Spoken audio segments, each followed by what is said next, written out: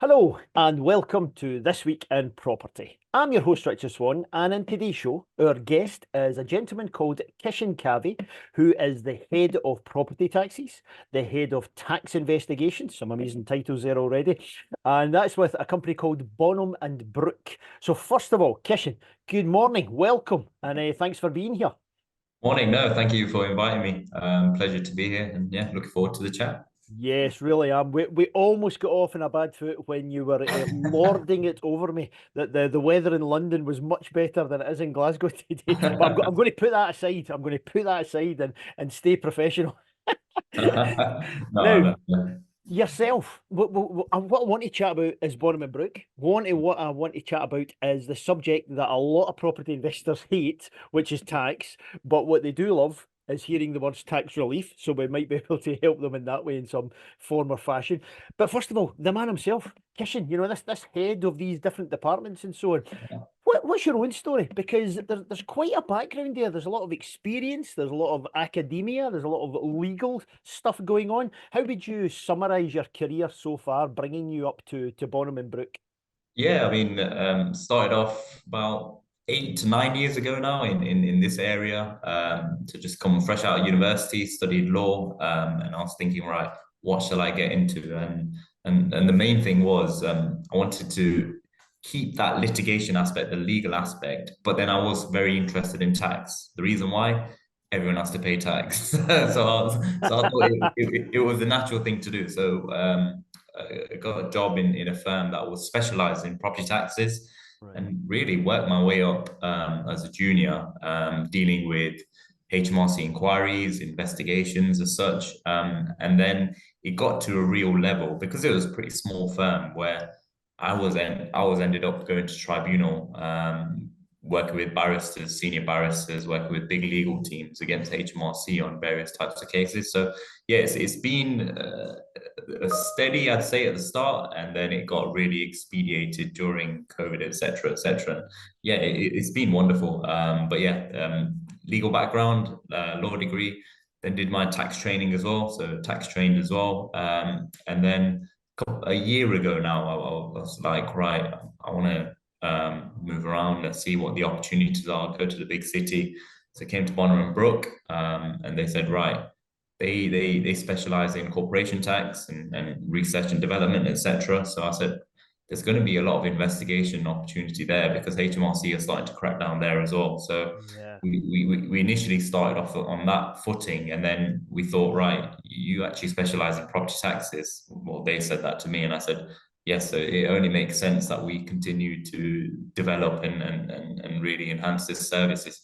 But yeah, in my I'd say very short career, I've been involved in a lot of landmark cases and a lot of litigation in the past 5 or 6 years, which has really shaped SDLT in England. And yeah, and I'm also part of the Scottish Tax Committee in Scotland. So we speak directly with the government on issues like ADS, which I'm sure everyone has talked about. So yeah, that's just a brief introduction to myself.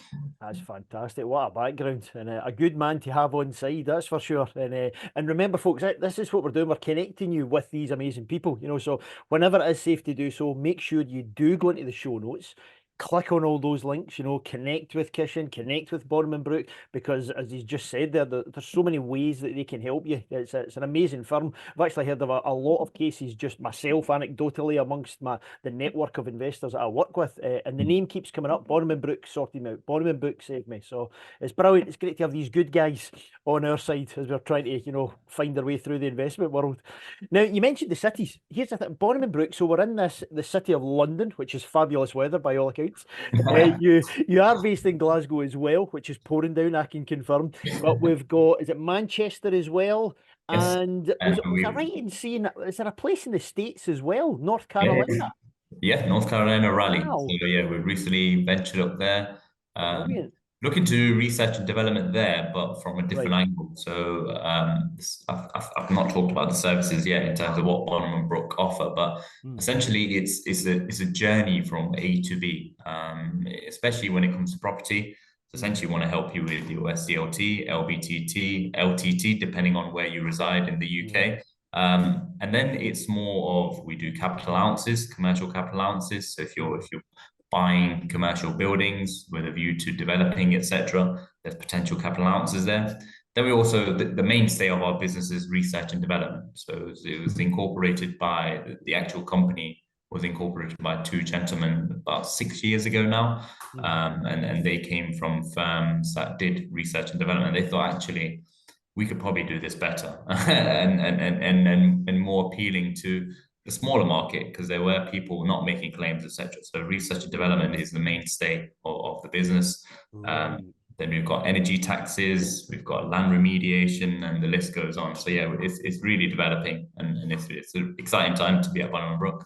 Yeah, definitely a lot of varied work to get your teeth into, and that you're right about the R&D market really is something that's it's become really complex. It was something that just skirted by and no one really knew about it. You know, the small businesses certainly didn't. I worked with quite a few corporations who put in claims and were successful and got money back. This is great. You know, you're spending all this time and investment and your staff in them. But then I did notice over the kind of recent years that it's becoming harder and HMRC are really, you know, putting the grips on, if you like. Is that something you've seen from your side? Yes, I mean it's funny enough. When I had my interview at Bonham and Brook, that was one of the things I pointed out because I'd seen it in a different tax, which was stamp duty, where Mm. HMRC did a similar thing, and I said to the director at the time, I said, look, R&D is going to come in for similar scrutiny because they've recently appointed HMR 100 tax inspectors, and unfortunately they're not trained fully in terms of R&D, so they've only come in for the heavy-handed approach. And Mm. to be fair, there has been a lot of fraud in R&D where people Yeah. have made claims without submitting reports, etc., etc. So Yeah. it was something I had seen, and luckily our claims are managed by the compliance element is managed by an ex HMRC tax inspector. So we've got Ah. Malcolm who ran his own unit for 17 years now. So in that sense, we weren't hit as badly, but we've still seen some of the I'd say the chain reaction in terms of HMRC trying to treat us like any old firm in terms of, oh, you're just a claims company that did R&D, Ah. which is obviously quite normal, and HMRC used this tactic ever since they've merged. Before it used to be revenue and customs used to be separate. Ever since Mm. they've merged, they've got this heavy-handed approach, which is fine because we're not doing anything wrong in that sense. So we're happy to defend claims. And working with Malcolm Henderson, ex HMRC, has been quite good for me because I've got to learn firsthand in terms of the R&D sector. And then with my litigation experience, we make a good team because I can say, right, if worst case scenario, we'll take this to the tribunals. Yeah, in that sense. Fantastic. It's a fascinating subject. It really is. I love that. That was a nice wee tangent just to head off in R&D. There you go, folks. You know, again, another area, another level of services that these guys and girls can help you out on. But our main one today, yeah, those two words that trip off the tongue, stamp duty. And you mentioned some of the amazing abbreviations that fill terror in the minds of investors everywhere. It's funny. It's funny. I was thinking about it earlier. I was today. Stamp duty, just those two words alone, if you're really, really anally retentive, it is actually an old historic thing. You're talking way back to, 1694 or something, it was about, documents and legal instruments and stuff. But that's not what we talk about in the property world because it became, a land transaction tax. And you ran through some of those abbreviations. It's quite funny how a lot of it's so new because SDLT, as you mentioned, and I'm keeping in mind we've got quite a lot of listeners who are complete novices and maybe haven't even bought their first investment property. So SDLT, very commonly known by our English folks or Northern Ireland people. And was it 2003 it first came in? I think it's Correct. quite Yeah. So still quite yeah, recent. Yeah. yeah, but I'd say very recent. It was incorporated from the old stamp duty, Hmm. and the whole idea of it was to make it really simple, Yeah. simplify what had been the previous regime. And Yeah. yeah, it's fair to say, especially in the last 6 or 7 years, it's far from that. Oh So, my goodness, yes. If a government tells you it's about to simplify something, you need to hold on, and you need to have a lot of good friends at Bonham and Brook to help you. So SDLT, so stamp duty land tax, as we've got that one. Then we had LBTT, land and buildings transaction tax, and that's what my Scottish friends will know about. That was 2015. And then the Welsh had to get in there, of course, put their stamp on things.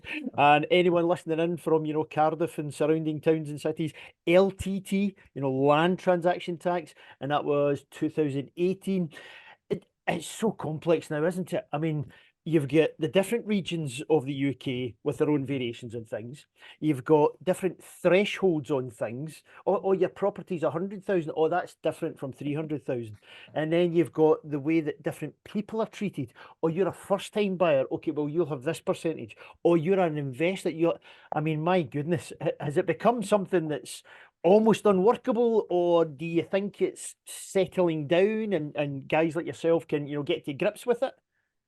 No, so I'd love to say yes, it's settling down, but yeah, unfortunately, it's some aspects have become a lot clearer because Right. of a lot of case law has come around, which has kind of clarified things. But there are things already up in the air. I think we'll go through reliefs in a bit, but there are some reliefs now that are really up in the air.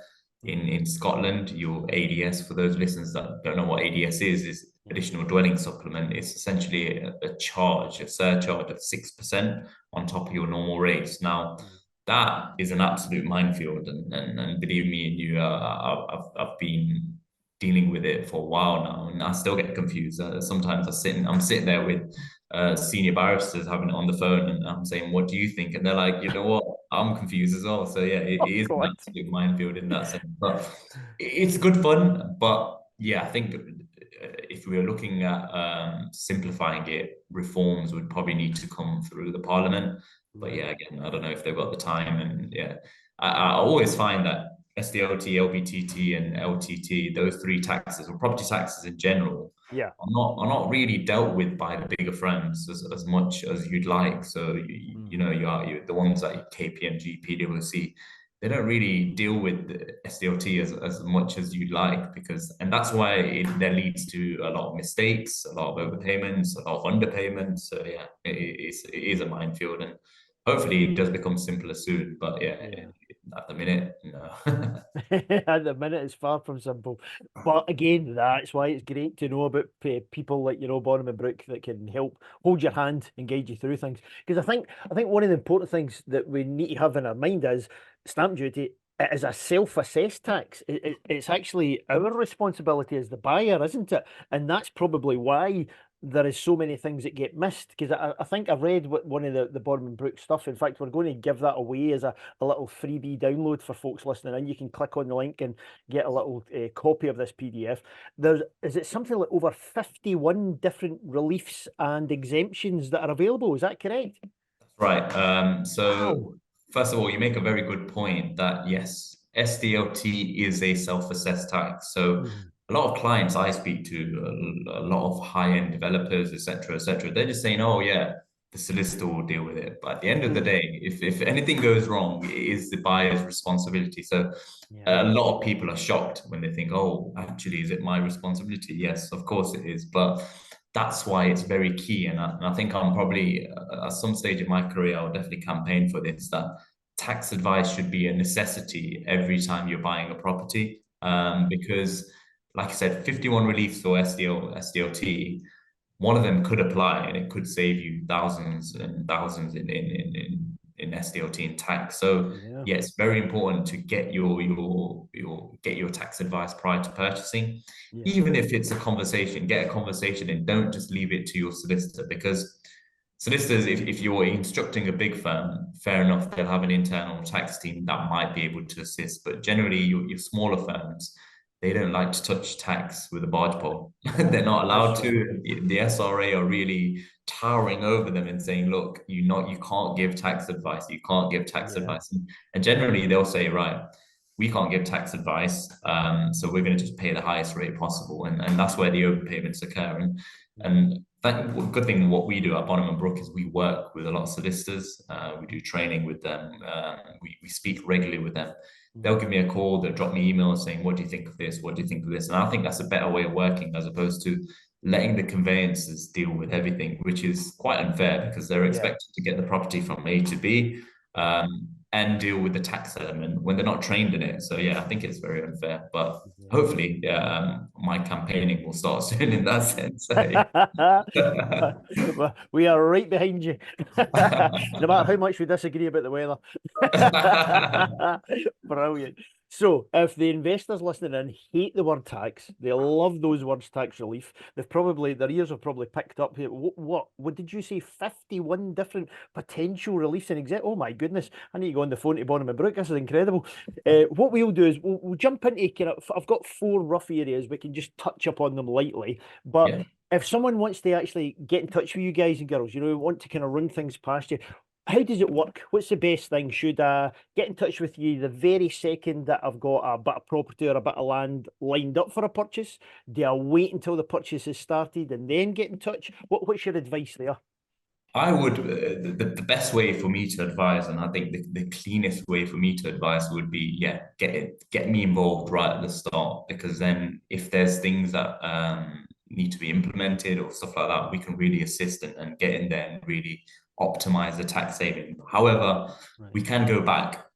So if you've done any transactions in the last 12 months for certain reliefs, or even in the last 4 years, we can have a look and say, right, is there any overpayments? And we'll run through the reliefs very shortly. But yeah, we can assist those two ways. But yeah, the best way is just pick up the phone. If you're about to buy, if you're in the process of buying, if you've exchanged, just give us a call and we will be happy to review completely free of charge. And if there's a potential way we can assist, it's at that stage we'll engage. We won't really charge for any initial conversations as such. Ah, that's tremendous. That's absolutely. This just gets better and better. So it does. Brilliant stuff.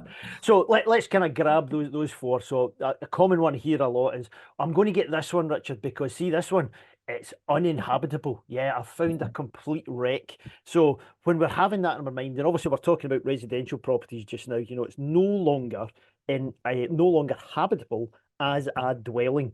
What do we have to have in our heads? Is there certain restrictions and limitations to that?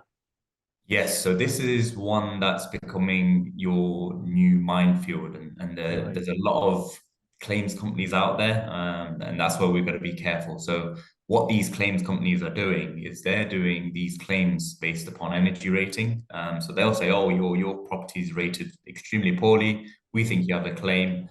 And that's it. They'll put in a claim. So you've got to be very careful because there is case law on this area already. Mhm. Revenue Scotland, HMRC have taken more of a stricter approach, Mm. as you probably won't be surprised. So that what they're saying is essentially the building needs to be in a state that is so bad that you either need to demolish or do some, or if there's any structural issues, which essentially leads you to demolish and do the whole property again. Right. Now, that's a very strict and narrow interpretation of the case law and the legislation. Mhm. So what we say is, yes, if you're buying a property, it's got some old carpets, it's got a kitchen that is outdated. That's probably not a good claim in terms of uninhabitable. Yeah. You are even going to get your happy mediums where there might not be a kitchen on the day, Mhm. um, but if you can do some generic repair works, you can get it back up to state very quickly. Again, that probably won't give you uninhabitable as well. It needs to be a stage where it's making living there is quite unsafe. Mhm. Doing the works while living there is quite unsafe. You haven't got you've got severe problems. So your asbestos is a common one, Mhm. where the electrics are extremely dangerous, where there's no heating or hot water, etc. They Mhm. could all be basis for claims. But again, it's each case on its individual merit. Yeah. And that's very important because there are a couple of cases at the minute. One called Bewley versus HMRC, which Mhm. was quite a while back. And on the back of that, loads of claims went in. There's another case which I actually represented the taxpayer and assisted the taxpayer called Mudan versus HMRC.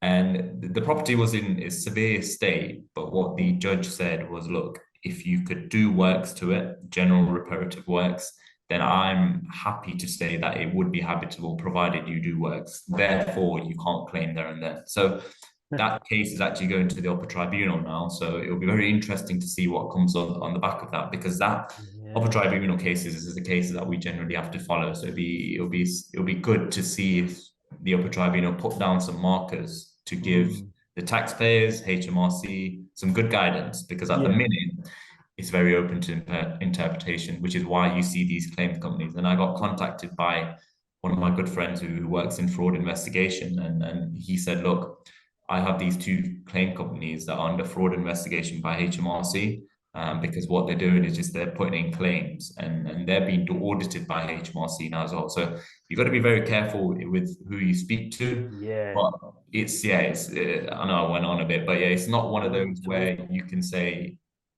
this is the tick box exercise. It Yeah. fits in, let's claim it. Yeah. It's got to we got to look at what kind of work are you doing, what kind of work do you need to get it back up to a good state, etc., etc. So yeah, Yeah. it's a minefield, and hopefully we get some clarity very soon on it. Yeah, that's right. I mean, that's the thing. If as long as we know, if we know something's quite complex, it is a minefield. There's different cases going through law and so on and so forth. Okay, that's brilliant. That then means if someone or some firm is just trying to tell me a dead easy simplistic answer, I Mm. should probably be digging a bit deeper. Wait a minute, this is a complex situation, so how can it be a simple solution? No, no. What I need to do is I need to get someone like Bonham and Brook on side.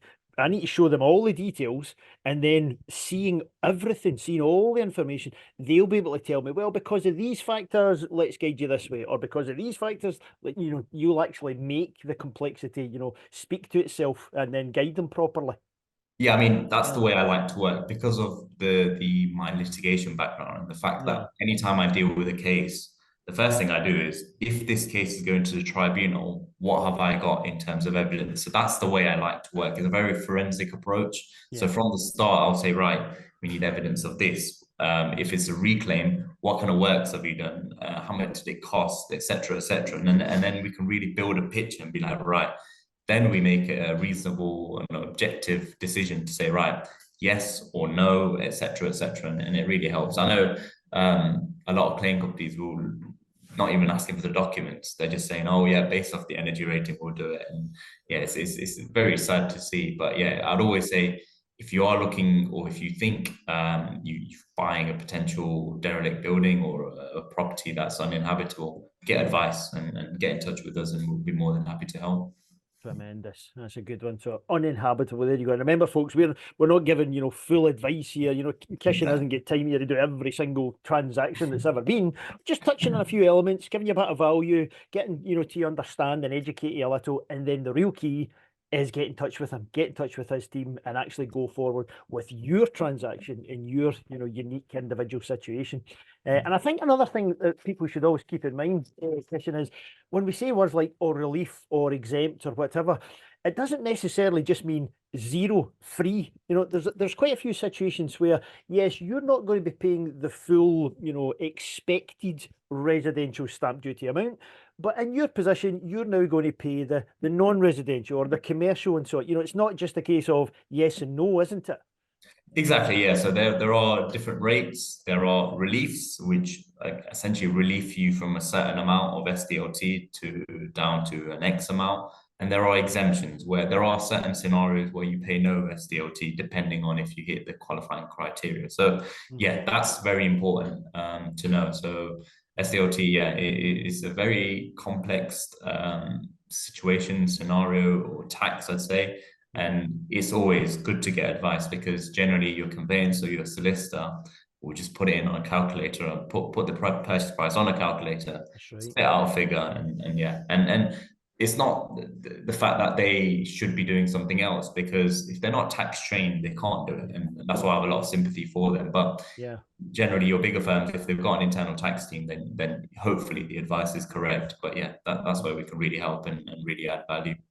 Tremendous. Okay, next one. Multiple dwellings relief. And again, it's another hot topic. I hear loads of different, chat about it. Oh, I'm buying a big portfolio, so that means I'm not going to be paying any stamp duty. Oh, it's the magic number of six. I've heard this. If it's six or more, then that means this. What do we need to know? What's the kind of headlines on this one you would share? So with this one in Scotland, it's where again another minefield. Scotland have made it very difficult for themselves in terms of they're very harsh when it comes to MDR now. MDR is essentially a calculation done on the basis of multiple units. So if you're buying, say, for example, I'll give you an example in England. So if you're buying a house in England and it's got an outbuilding at the back, now that outbuilding you can say is self-contained. What do we mean by self-contained? It's got its own kitchen, it's got its own bathroom, it's got its own living facilities, it's got hot water, etc., etc. It's got its own access, it's got privacy and secure. That could qualify for multiple dwellings relief. Now, what would happen is you do your calculation and you'd get the purchase price, you divide it by the number of dwellings, which is 2. You'd work out the average SDLT based upon that division, and then you multiply that figure by 2 in England and in Wales. In Scotland, they do it completely different. Now, Scotland, what they do is, you're right, 6 is generally the sweet spot for Scottish buyers. When you're buying multiple units, 6 is generally the sweet spot, because essentially what happens is ADS doesn't apply. ADS goes on, and obviously in England and Northern Ireland, there is something called 3% surcharge, which is essentially their version of ADS, additional dwelling supplement. That's at 3%. In Scotland, it's at 6%. So it makes a huge difference. So Yeah. generally speaking, with MDR in Scotland, if you got an annex, it could be worth you claiming MDR, but it might not be worth it as well. So I would not say you should only look to claim MDR if you've got 6 units. Even if you've got more than one, sometimes it could be worth it depending on your individual circumstances. So I'd say in Scotland, always just give us a shout if you're ever buying a property where you think there's another unit. Now, I'll go on to what constitutes another unit, because there's a lot of case law on it at the minute, which is kind of clarifying the actual domain and the landscape. But yeah, I'd say for Scotland, I'd keep it very generic in the sense that if you're buying 6 or more units, it doesn't mean you're paying no tax. It just means you're paying a lower level of tax.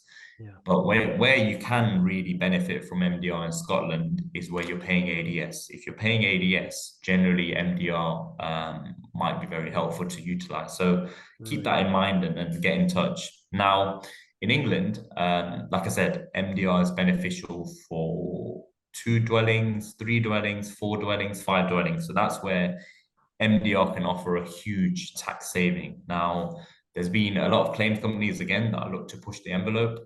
They've gone on to Rightmove, they've gone on to Land Registry, and then they've sent out letters to clients saying, oh, you can claim this relief X, Y, Z.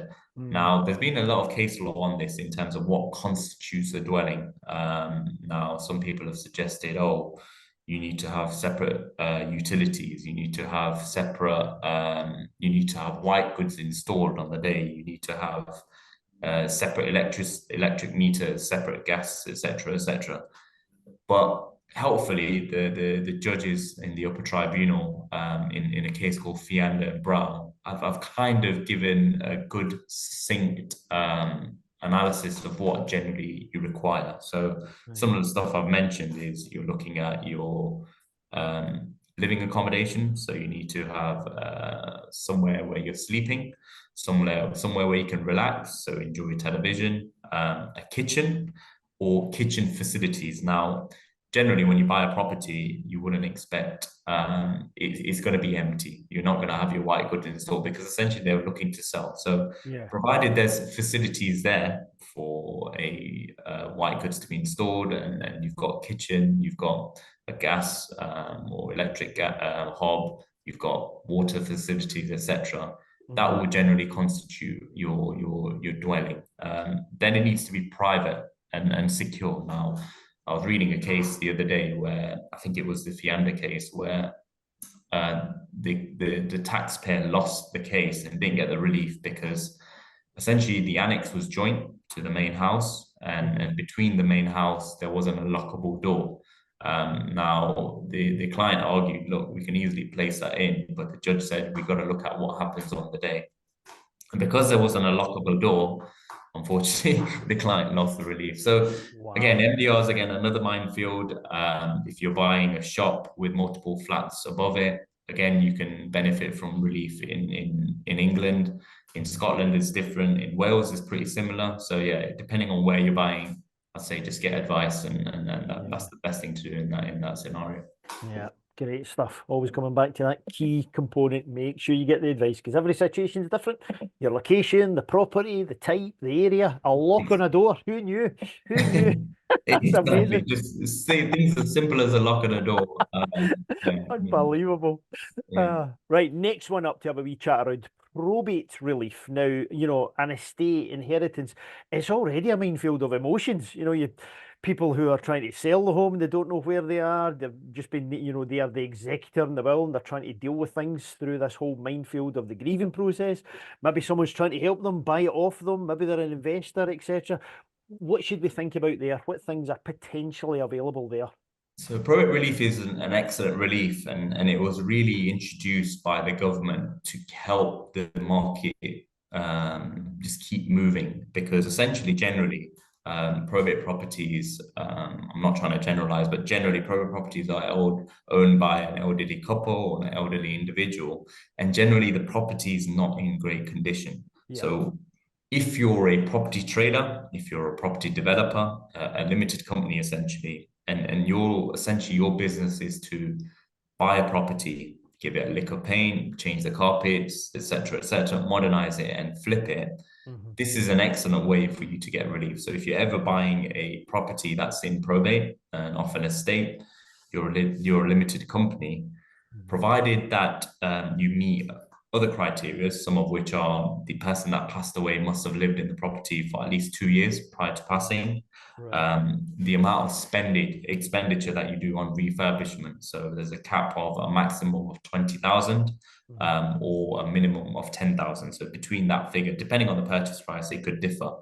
So if you meet certain other criteria as well, so there's a permitted area rule as well. So the property can't be a certain size. If it's bigger than a certain size, then we have to apportion the actual relief. But if you meet those criteria, again, it's not a one size fits all. We need to look at the circumstances, evaluate it. Then you could be completely exempt from any SDLT. Now, when I tell that to people, they look at me in shock. I tell that to a lot of senior solicitors. They're like, "Oh my God, I've done many of these," and we're like, that's fine. We can have a look at it. Let's review and see if there's an opportunity to reclaim any additional paid SDLT. But private property relief is primarily only available in SDLT, not in Scotland in LBTT. So yeah, like I said, Right. LBTT I find is much harsher when it comes Yeah. to reliefs and stuff. So. It's so unfair. The weather's harsher, the tax is harsher. It's so unfair. I'm going to go to your North Carolina office, I think. Yeah, I mean, I'm willing, I'm waiting and ready for that as well. I'll bet. Oh, brilliant. And the last wee one, just to get our teeth in today, because it wouldn't be fair to sit here and go through 51 different potential No, release no, with you. no. There's no chance. Your time's far too precious for that. Partnership to limited company. Again, another wee hot topic. And again, interestingly enough, loads of movement in this particular area from HMRC themselves, because we've both probably heard loads of stories of, personal properties moved into an LLP structure, moved into a limited company structure. Loads of those transactions have happened. And there's quite a lot of kind of focus on it, I would say, maybe heat on it from HMRC, trying to unpick some of those potential cases. But what would you touch upon when we think about the reliefs, the potentials, things to keep our eyes and ears on? So yeah, this is a very hot topic, and yeah, I think everyone's seen the news recently with Spotlight 63 and Yeah. certain schemes that have emerged where certain claims companies were doing this on a one size fits all basis. Yeah. Um, Now there is relief if applied correctly, and there's genuine relief. So essentially, if you're running a partnership or a business with a view to profit, and we're looking at if you've got 3, 4, 5, 6, 7 properties. Now, you might be running that. There might be in your personal name, and you might be running that as a genuine business. But Mhm. what you've not done is formalized it. What we can do is look at that, evaluate that, and say, right, you might come to us and say, right, we want to incorporate that for a various amount of reasons. So one reason could be you get better finance options when you go into a company, the Mm. lending's easier, etc. You get certain tax savings. Your inheritance tax bill is potentially benefiting from it. Mhm. Now, if you want to get into that, what you can do is come to us and say, right, I've got this portfolio, it's owned by with myself and my business partner, myself and my brother, myself and my other sibling, or myself and my kids, etc.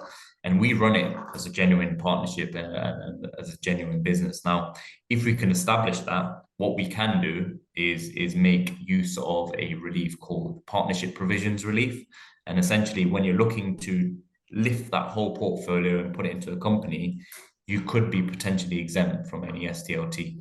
But again, it's not a one size fits all. A lot of people will say, oh, actually, I've got a property, I own it with my wife. That's genuinely not going to classify as a business because it's something that you do on the side. You probably work your 9 to 5, etc., etc. But again, what we do is we evaluate the situation. We say, is there genuine business? If there is, then yeah, there are a load of exemptions in the legislation which you could benefit from. So that's another area where that's quite hot, and especially with a lot of news around it at the minute. Yeah. Very important to get advice. There was one more I wanted to touch on was Brilliant. mixed Yeah. use. Mixed use. Now, mixed use has got a lot of traction Hmm. in recent past times because a lot of cases have come through the tribunal. I've been involved in a lot of them where generally we've now got to a stage where if there's commercial activity or if there's any other activity that's non-residential, you could classify for the mixed use rate, which is essentially a flat rate of 5% or flat rate of non-residential rates. Now, generally, your normal circumstances where you can get mixed use is where you have a shop with a flat above. That's your perfect scenario, or a dentist and then a flat above. But there are situations, especially in Scotland, where if you're buying a large country home and there's a running farm or a local farmers using parts of the land, if there's agreements and stuff in place, you could qualify for relief as well. But again, it's not a one size fits all. A lot of people see a lot of land and they claim mixed use, but it's not right. There needs to be a separate, distinct use for that piece of land, and we could assist there as well. So again, important to take advice. So, yeah. Exactly. Get in touch with the right people. Lift the phone, send an email into Bonham and Brook, and see what they make of your actual transaction that you're looking at. What kind of main things are you looking at just now as we go into the future? You know, are you looking for government changes to the whole system? Are you looking for more clarity from some of the cases you spoke about at the tribunal? Definitely. So Yeah. uninhabitable is one of your key ones at the minute. Mm, A lot of people, especially in Scotland, they're making these claims just to avoid ADS. ADS is huge. Now, government could change that by reducing the level of ADS. mm, Case law will help, but I think there's a range of things we can do going forward. So one of the things I'm a strong advocate of is these mixed use claims. Where mixed use is claimed at the minute, the way it works is if you're buying a property for 1.5 million, and you say my property, I don't know, a piece of land is actually non-residential, the mm, whole thing falls into non-residential. mm, What I think would be quite clever is a portion. So you say, oh, actually, this area of land is non-residential, right? We'll give you relief on that piece of land, but the rest of the land pay residential rates. And mm, that's a much better way because then there won't be as much claims because at the minute the savings huge. mm. You go from residential rates to down to mixed use. You're going from potentially 12, 13, 14, 15, even 17% of tax all the way down to 5. So the savings huge and you get a lot of people doing it. So I think going forward, yeah, portioning purchase price and taxing that would be a clever way of doing it. But yeah, it depends on which government comes in and all sorts of things. So yeah, it'll be very interesting to see what happens. But a change is definitely needed. So yeah. Yeah, that's definitely. Just to tidy things up, clear things up, make things fairer, simpler to understand. Yeah, definitely. But until those minefields pass, that's why we need to keep you guys close to us, you know, to get the proper Exactly. advice to guide us through. Tremendous Exactly. stuff. Absolutely tremendous. Listen, I want to be really respectful of your time because it's amazing how much has just flown past. I could talk to you for hours on this subject. It's absolutely brilliant. I would urge people, a couple of things, you know, make sure whenever it's safe to do so, into the show notes, clicking the links, Bonham and Brook, use all that, get in touch with these folks because they can guide you. They can guide you through these minefields. Keep an eye on those tribunals and the cases that Kishan is talking about as well.